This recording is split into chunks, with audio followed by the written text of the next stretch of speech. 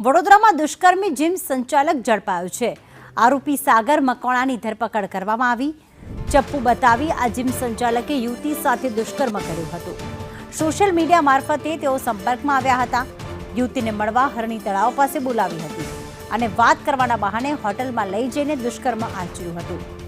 આરોપીઓને ભોગ બનનાર પરિણીતો હોવાનું ખુલવા પામ્યું છે।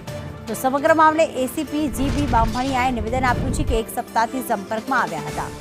ઇન્સ્ટાગ્રામથી માધ્યમથી તેઓ સંપર્કમાં આવ્યા હતા।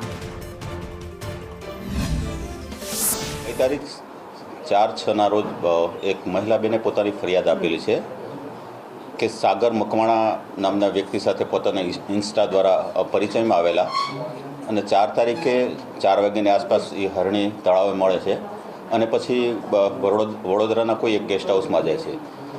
બેનનો આરોપ એવો છે કે ત્યાં આરોપી જે સાગર મકવાણા છે તે ચપ્પુ બતાવીને પોતાની સાથે ખરાબ કૃત્ય કર્યું છે। આ મુજબની ફરિયાદ 4 તારીખે દાખલ કરવામાં આવી છે અને ગઈકાલે સાંજે સાગર મકવાણા આરોપી છે એની ધરપકડ કરવામાં આવી છે।